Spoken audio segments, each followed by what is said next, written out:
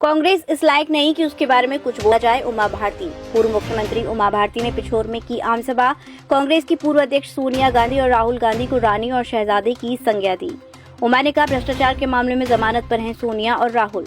सुश्री उमा भारती ने ज्योतिरादित्य सिंधिया की तारीफ की। प्रधानमंत्री मोदी की तारीफ करते हुए कहा, उन्होंने भारतीय होने का गौरव प्रदान किया। आज देश में अमीर गरीब का अंतर बढ़ रहा है और विश्व में भारत का नाम हो रहा है। मध्य प्रदेश की पूर्व मुख्यमंत्री और भाजपा की वरिष्ठ नेता उमा भारती ने कांग्रेस पर निशाना साधा है। सुश्री उमा भारती ने कहा कि कांग्रेस आज इस लायक नहीं है कि उसके बारे में कुछ बोला जाए। देश को गर्त में ले जाने का काम कांग्रेस ने किया। देश में इमरजेंसी कांग्रेस लाई, कुर्सी बचाने के लिए देश का बंटवारा किया, देश में सिख दंगे करवाए, ये सब कांग्रेस की करतूतें हैं। सुश्री उमा भारती ने ये बात शिवपुरी जिले के पिछोर में बुधवार को भाजपा प्रत्याशी ज्योतिरादित्य सिंधिया के समर्थन में एक आम सभा को संबोधित करते हुए कही। सभा में बड़ी संख्या में लोग मौजूद थे।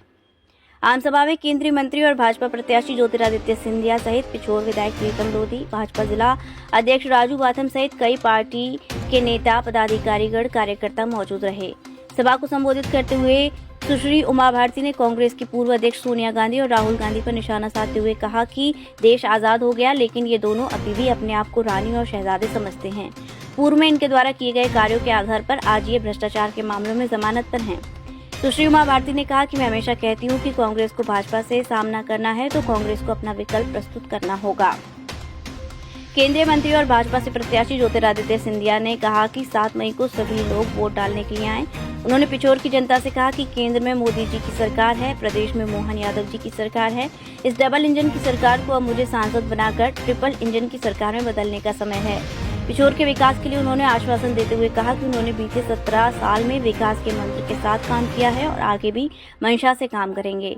उन्होंने कहा, सिंधिया परिवार का इस क्षेत्र की जनता से वर्षों पुराना नाता है। विकास के लिए हमेशा से सिंधिया परिवार आगे रहा है।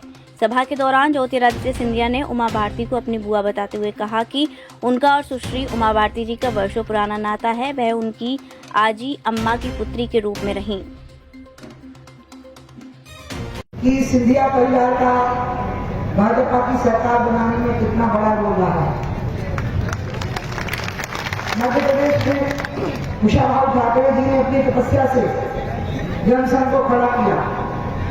जनसंघ की छवि बहुत अच्छी थी, लेकिन जनसंघ में इतनी शक्ति नहीं थी। तो मेरी बुआ उमा भारती जी खड़ी है।